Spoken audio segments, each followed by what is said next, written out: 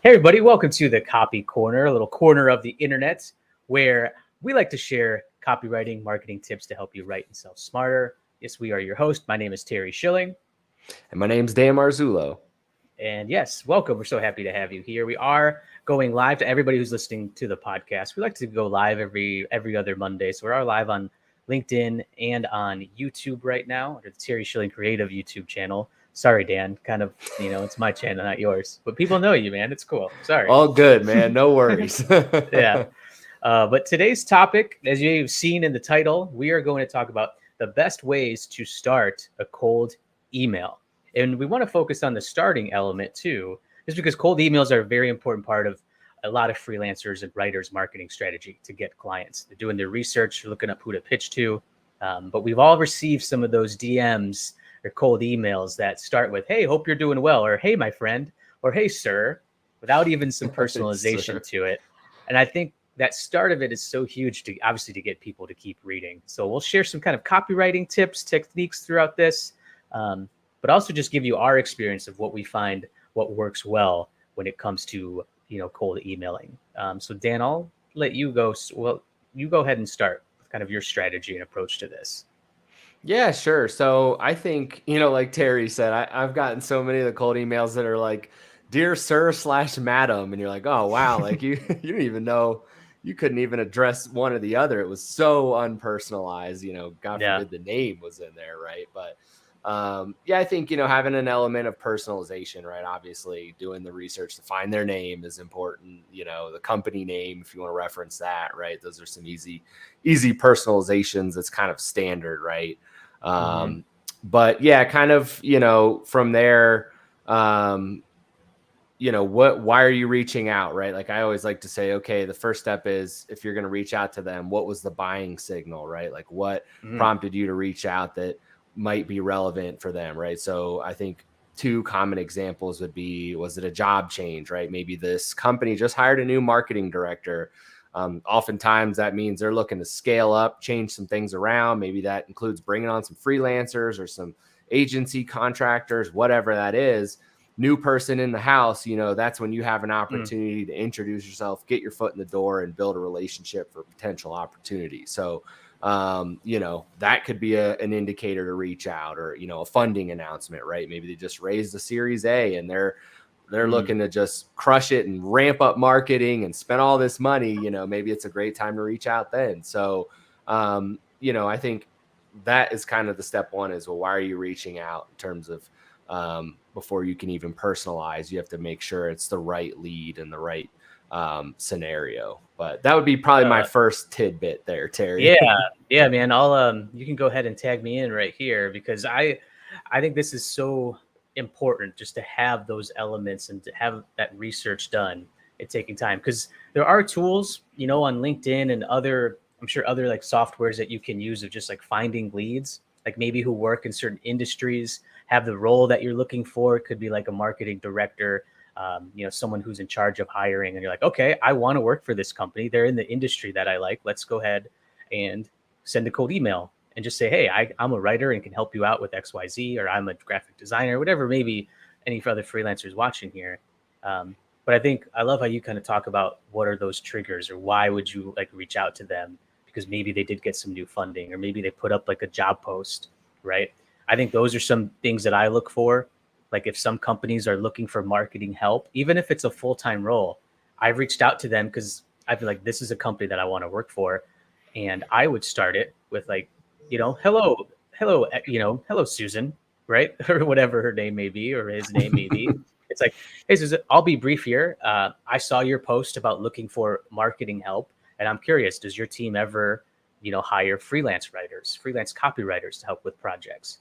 And then I'll go into a little bit what I do, and then leave the message like that, right? But also I like to have people who I've somewhat engaged with. Now I know cold emails may feel like it's really cold. I have like really no connection with them, but what I mean by that is like if I see like a post or something that they like, I'll I'll mention that in the beginning too, just to have that connection element. Like I really appreciate what you did here, and I won't just keep it at, hey, I saw your post about how to write an effective headline and thought it was cool.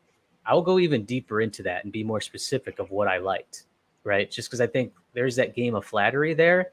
And I think when like you hear a little bit of that, I think they'll appreciate that more. Like, all right, this person took some time and it really resonated with them. And, then I'll go into just like how I can help, or if you're looking, I always like starting with questions too, just to kind of make sure that can get them to respond. Like, Right. even like because like I find that question of, does your company ever hire freelance contractors for projects? Even if they say no, not at this time, and may have anything, at least I get a response then. And then I can still stay top of mind. At least they like reaching out to me. I can still engage with their post. Um, but again, doing that research in the beginning too, and just like finding ways to engage with them, follow them, like their post, read their content, like become a fan of theirs so that you can have that trust from the jump.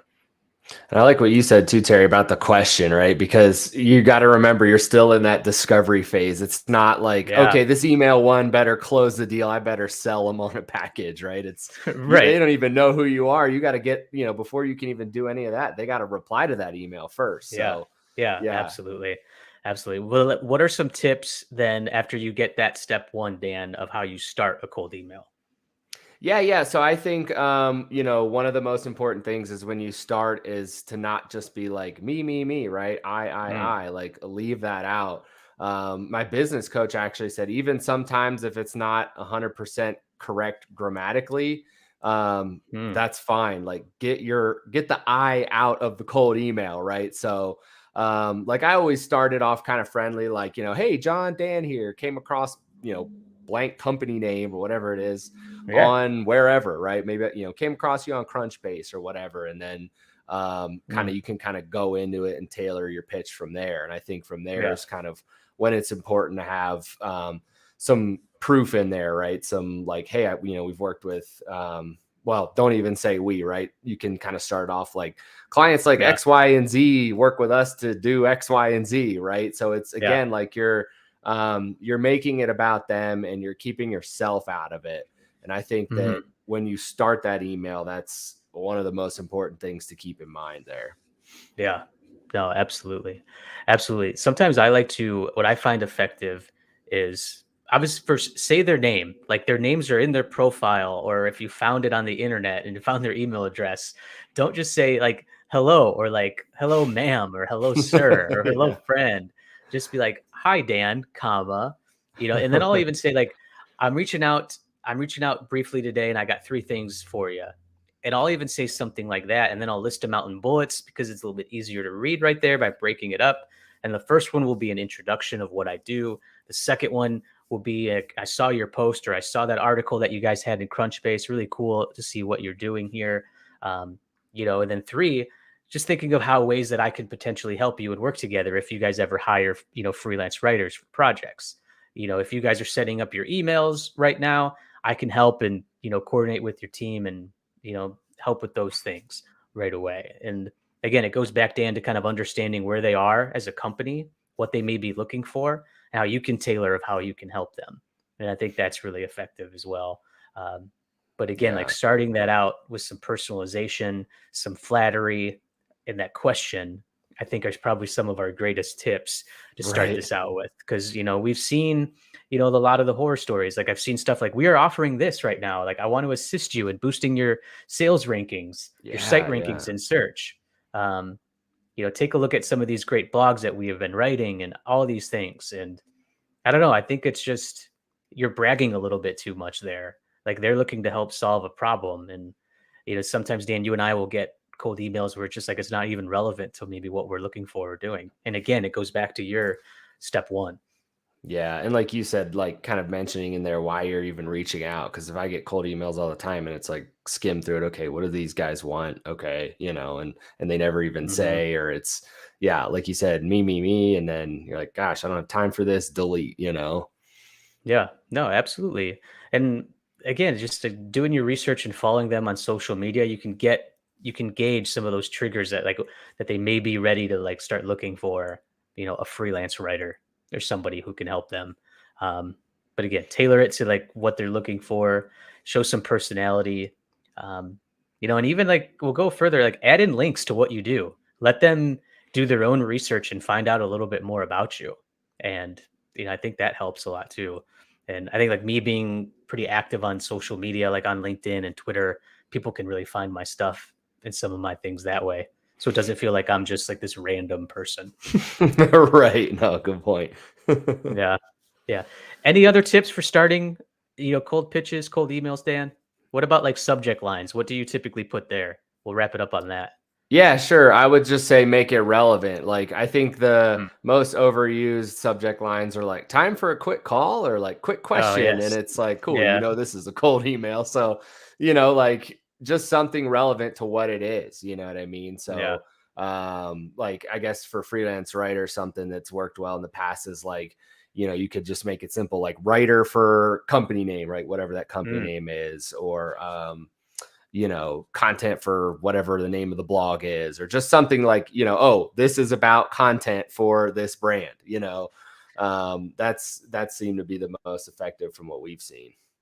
Yeah, I love that of including their brand company name in the subject line because like it's something that's probably very personable to them and like seeing that may stick like may come up in their obviously will come up in their email. Maybe like it may think it's from somebody else or like more important, which like again, it just kind of is what it is. You're just learning these, you're just using these tactics. I've done one similar, like I found a go-to copywriter for brand name, or I'll even say for you. It's like I found a go-to copywriter for you, Mary, right? Mary, And yeah. then yeah, and then like FYI, I have this idea of us working together, or I have idea of like me and you know brand name working together. Those things. Those things are a little bit more curious and a little different than like what you said, or it's like, hey, time for a quick call. Or it's like, hey, don't forget about this. Or like, hey, are we on for tomorrow? Like Yeah. I've worked with like companies and their sales reps who like do stuff like that, or like, hey, let's set up a meeting to talk, XYZ. And I don't know, those things just, you're probably going to catch them at a bad time and a busy time, the other person, and they're just like, I don't need to talk to you right now. Like I haven't reached out to you yet on this, so it's a Exactly, tough. don't do it. Yeah. Yeah, yeah, exactly. It's just overplayed, and I don't know where they get these templates from. They just must seem pretty outdated. Right. Pretty old, yeah. Yeah. Oh man. All right, Dan. Well, good stuff today. Well, everybody, that's what we got for today's episode of the best ways to start a cold email. Gave you some actionable insights, some tips. Again, do your research. Like what Dan said, look for those buying. You call them like buying triggers, Dan? That how you phrased Yeah, it? buying triggers, buying signals, Buying same signals. thing, That's what it yeah. was. Yeah. No, love that. And personalize, know who you're talking to in the beginning of it, please. Yeah, seriously. Take those few extra minutes to research and know who you're reaching out to and how best you can help them, and give them some flattery as well about some cool stuff that they're doing. But yeah, everybody, thanks for listening to this episode of the Copy Corner. We appreciate it. The best way to support the show, like, subscribe, rate, review, Spotify, Apple, wherever you listen to podcasts, the Copy Corner is there. If you want to come and ever ask some questions live, you can follow Dan and I on LinkedIn, subscribe to the Terry Schilling Creative YouTube channel. We'd like to do these every other Monday at 10:30 a.m. Central Time. So we appreciate everybody tuning in, and we'll see you on the next episode.